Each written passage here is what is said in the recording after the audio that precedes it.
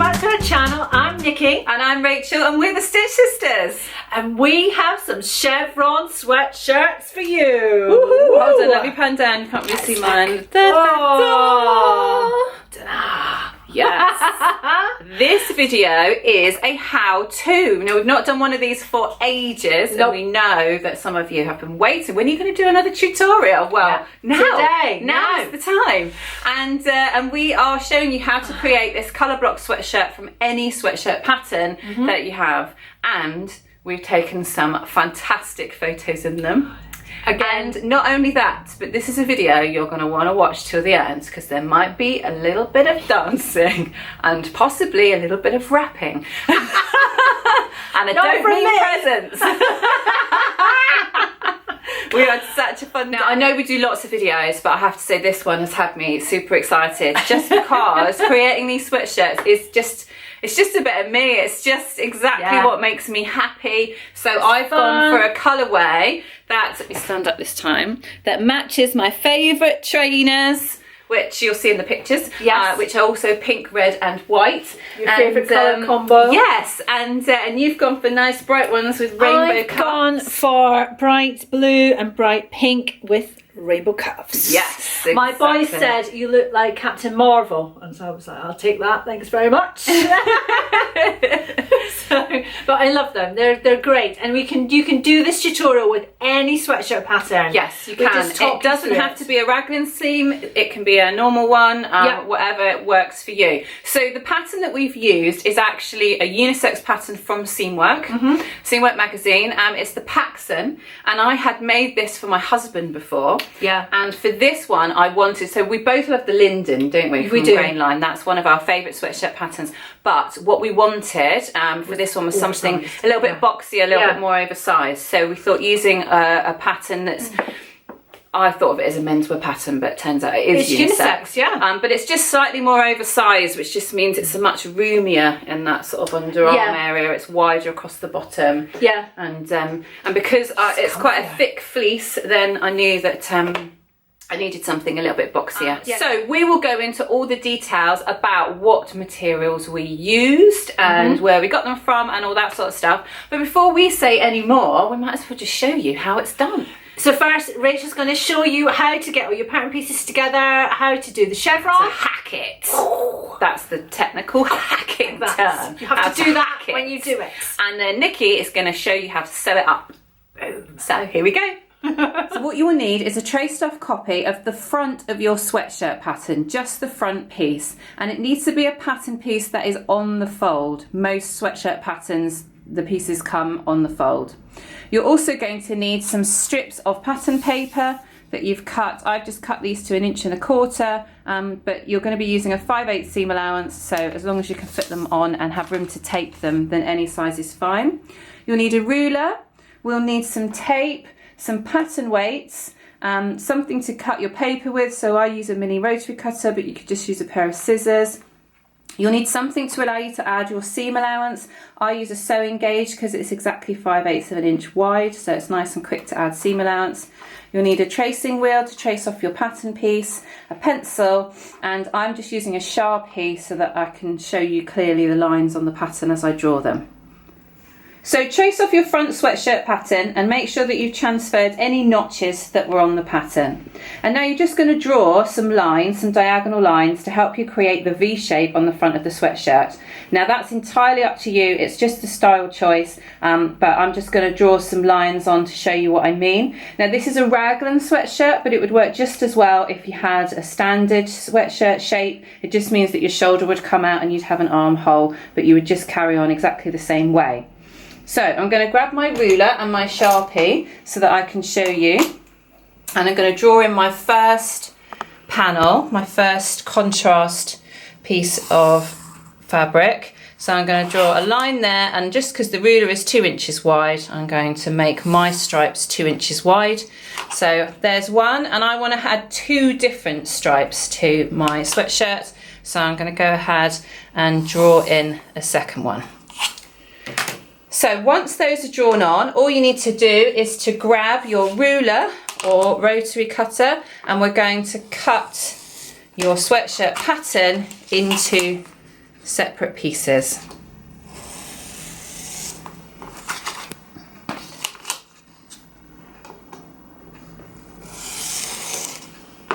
If you're in any way worried about remembering which piece is which, then it doesn't hurt to actually write that down. So this is the top, this is stripe 1, this one here is stripe 2, and this is the bottom. That'll just help me piece it all together later on. So now that they're all cut out, we need to add some seam allowance. So the next thing we need to do is add some seam allowance to all of our pieces, and we're only adding seam allowance to the pieces that we've cut, so the lines that we've cut. The seam allowance is already on the rest of the pattern, so we don't need to change anything there. So it's just wherever you've drawn a line and wherever you've cut is where you need to add seam allowance. So I'm going to take one of these strips that I've already pre-cut, and I'm just going to stick it underneath, making sure that I've got enough to draw on a 5/8 seam allowance. And then I'll grab my tape and just stick those in place. So there's just one that needs to be added to the bottom piece here, and now I need to add my seam allowance. Now for that I like to use a seam gauge because it's exactly 5/8 wide, so I can just lay it on the edge of my pattern piece and I can just draw, draw the full length of the seam allowance. Moving it along, moving it along as I go. Right, so when you've done that, you need to make sure that, especially on the front here, which is where the fold on the pattern is, that you're continuing that line up. So using your ruler, just make sure that you're continuing exactly the same angle on your pattern. And then over here, we just want to create a right angle really. So anything that looks relatively squarish will be absolutely fine. Now before we can cut out the seam allowance, there's a couple of things that we need to add. One of those things is that we want to make sure that we know how these pieces are going to fit together. So what we want to do is on the outside edge here, we need to add a notch just to where the original pattern meets the seam allowance. That will help us to line all the stripes up later. And then wherever we've got a V on the fold here, we're just going to make that a dot. That's a pivot point that we're going to want to transfer onto our fabric. So a notch on the outside edge and a pivot point on the inside edge. Now that's done, I can go ahead and cut around that and add seam allowance to all my other pieces.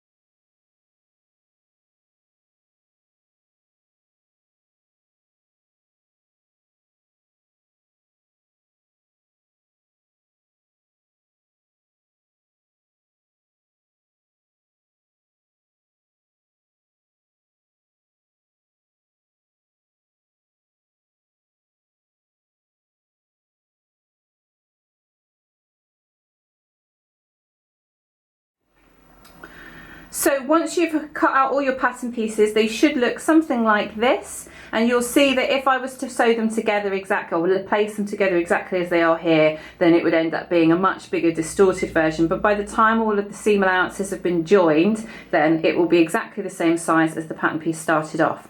The really important bit here is to make sure that you have marked in those pivot points at the V on each of your pieces, and you've also marked in your little notches on the side. This is going to make matching the stripes up so much easier. Now the first thing that we're going to do when we get to the machine is actually to sew some reinforcement stitches at the bottom of each of our V's. So we're going to be doing one here on the sweatshirt. We're going to do one at the top of the first stripe, one at the top of the second stripe, and that's it. You don't need to do them on both of the V's just because you just need one on each piece. Where each two layers are going together, one of them should be reinforced. And what we're going to do is to sew just a couple of inches of stitches on either side, and that's going to allow us to snip into the V so we can open the pattern piece out and make it much easier to fit the stripe inside of it. So I'm going to hand you over to Nikki now, who is going to show you how you can sew them all together. Okay, so I'm going to do this reinforcing stitch, and as Rachel said, it's just about 2 inches either side of the middle of your pivot point here. So just a normal standard stitch,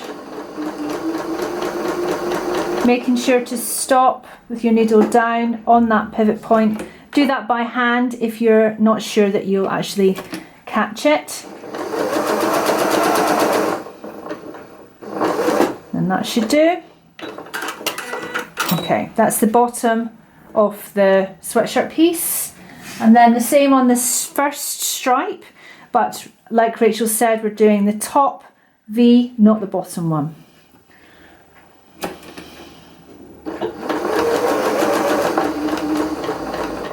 You'll be able to see this one better because it's black thread on fuchsia pink. Great combo. There we go, that's enough. And then the last one again is the blue, and again it's the top pivot point. Don't you love Nikki's colour choices? You see me coming.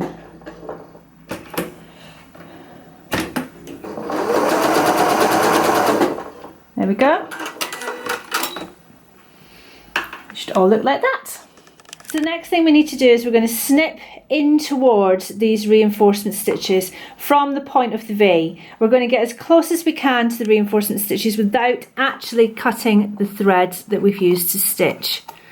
So just right the way through like that, and that means that you can open the whole thing up. Can you see it's now going straight? So we've got 3 of those to do on all the places that you stitched. So that's 1 and 2. So there's 1 on each of the stripes, and then 1 on my black one, which is more hard to see. There we go. Okay, so we need to pin everything before we actually take it to the machine. So this is the bit that's going to be confusing. So we need to put our first stripe with the bottom of the sweatshirt right sides together. And in order to do that, we need to kind of flip the V in the opposite direction, because we're going to bring this side up here and we're going to bring that side up here. So the first thing to do is, you can see I've got my pivot point here. I'm going to pop my pin through that pivot point on my pink sweatshirting. So that's my first pivot point, there it is. And then I'm going to just pop the pin in through the pivot point of the black sweatshirting as well. So I'm going to anchor both of those together. And just get the leg of the pin back down here. So once that's been anchored, I can then bring my first leg of my pink back up here, and I can match my notches and pop another pin in. And then I'm going to do the same on the other side, and it's going to feel like the whole thing is fighting against you to begin with, but that's what the stitches are going to be for. That's going to hold everything together. So once we've got those 3 pins in, I'm going to flip the whole thing over so that I can see what's happening on the other side. And it will be easier this side. I'm kind of flattening everything out. And my problem that I have is that my sweatshirtings are 2 different weights. My black one is much stretchier than my pink. So I'm now just going to work my way down, and I'm going to pin it a lot because I want to make sure that it doesn't stretch any more than is needs to be, because I don't want it to be distorted in comparison with my pink stripe. So I'm pinning all the way back down to my pivot point, and then when I sew it, I'm going to sew from the pivot point to the edge. and then go back to the pivot point after breaking my thread and doing the other leg. And I think that's much easier and easier for you to control than to try and do it all as one. So it means that if you've got any excess, you're keeping your V nice and sharp in the middle, and you're taking that out to the outside seams where you can trim it if you need to, rather than ending up with a pinch right at the centre. So what I might do is I might just pin this one side rather than you spending 10 minutes seeing me pinning, and I'm just going to sew that one in place. And then once that's in place and it's nice and flat, then I will come back and I'll pin the other side and do it again. I think just because it's different weights of sweatshirting, I need to deal with it really carefully. So I'm going to start at the pivot point with a reverse stitch and making sure I'm using my 5/8, which is what I added to each pattern piece, and I'm going to sew to the edge. So my pivot point is just on this pin where it first goes into the pink fabric. So I'm going to start there. And I'm going to, well actually first thing I'm going to do is line up my 5/8. Then I'm going to get my needle in position on that pivot point. I'll start by dropping the needle down to make sure everything is happy. And then I'm going to go, starting with the reverse.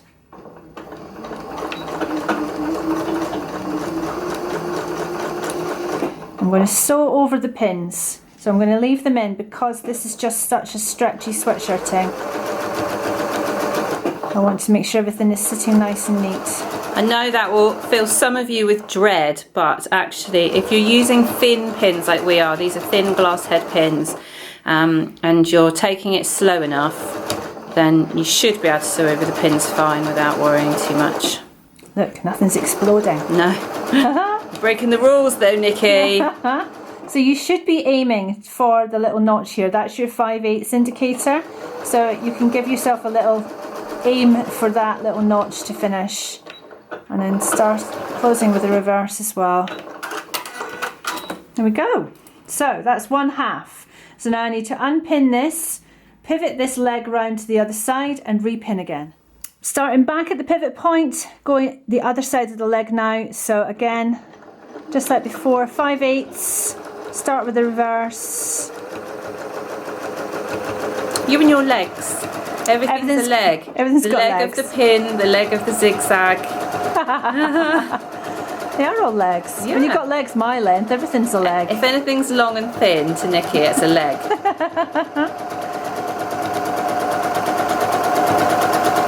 Here we go. Done. Now, should we have a look? Yes.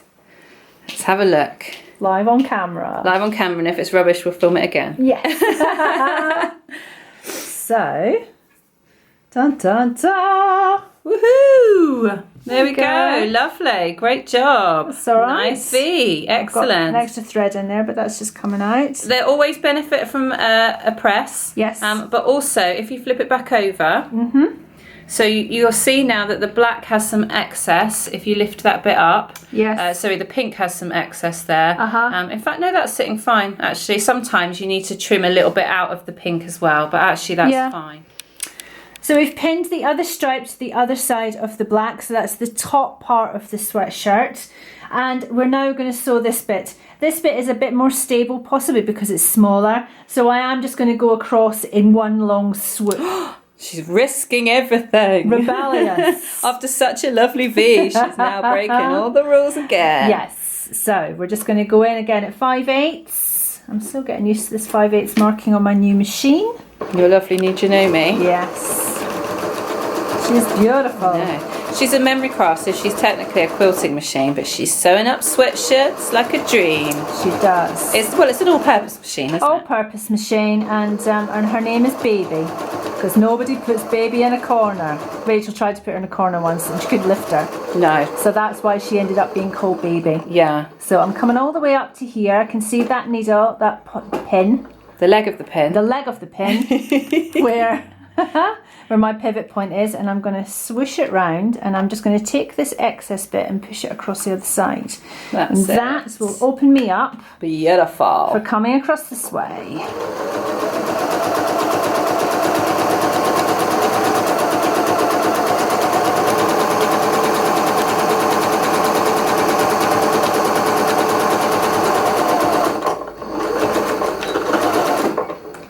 Lovely. Let's have a look. It's nothing like that thread cutting noise, is there? I love it. I can just make that noise for you if you love it. No, it's not quite as good. Oh, look. Beauty.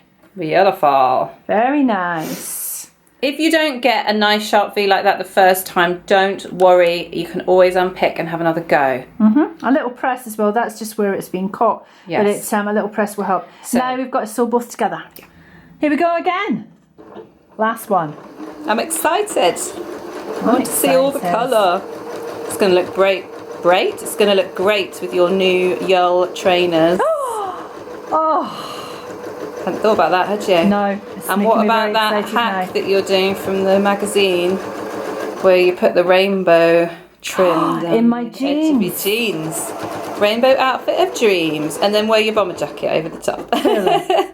You'll be able to see me coming. I'll be like and your that. ice cream hat from the new Craft House summer party. That one died a death. Oh, it didn't survive the journey home. Didn't survive the journey home, but I could easily recreate it. I think you should make a rainbow one. Like a rainbow headdress. Yeah, because that's normal, isn't it? Who needs normal when you can have rainbows? Right.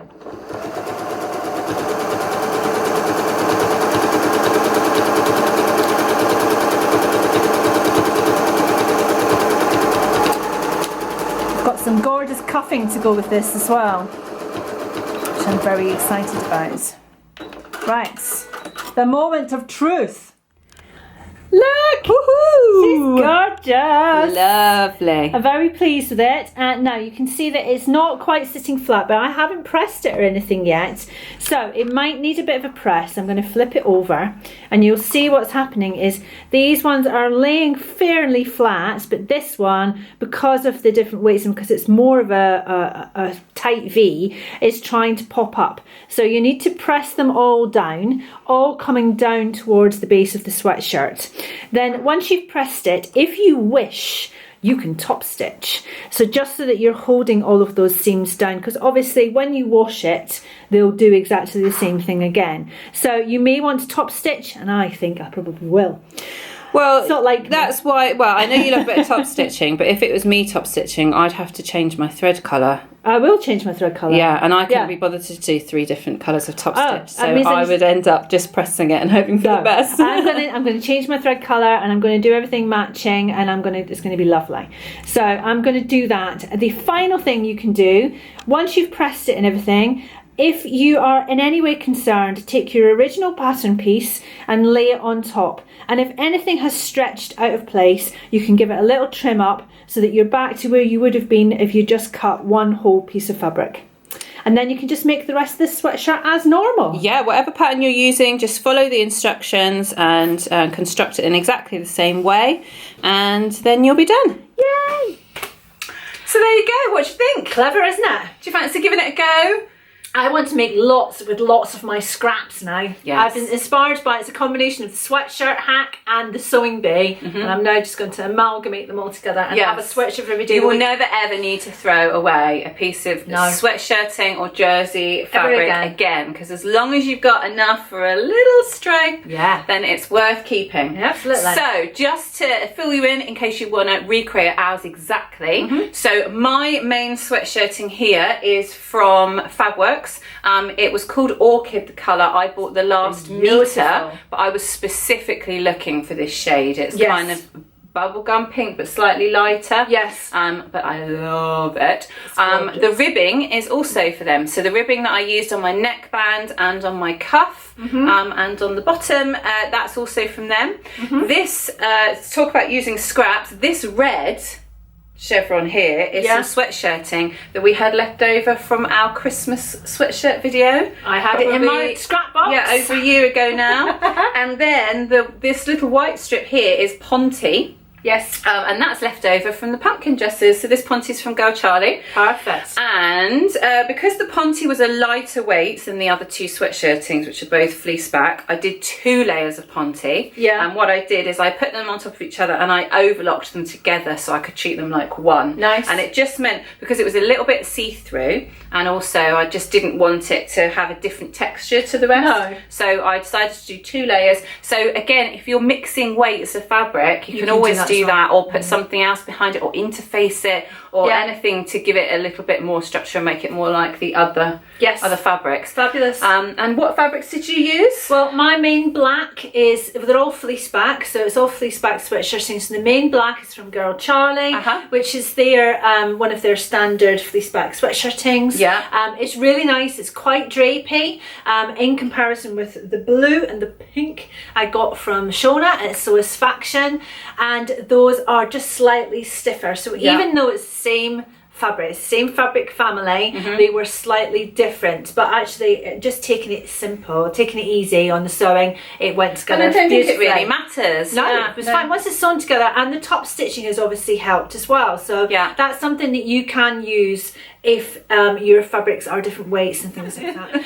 So the cuffs I found at Satisfaction, and then luckily she had the pink and the blue, and I want to say thank you to Shona, because I did message her and said I need it by Friday, and she basically sent it out, I think by recorded delivery or something, the next day for me. So just to make sure I had it, because we had a deadline, we wanted to get it cut and get them sewn and get everything filmed. So thank you, Shona, you saved my life, because she would have been mad at me because I hadn't got my fabric sorted yet. Naughty. But it's usually me. So. It was well worth it, and we've had to wait this week to take this. Yeah, we've been having rain constantly here, and we have some really quite specific photos in mind, and they are coming up very soon.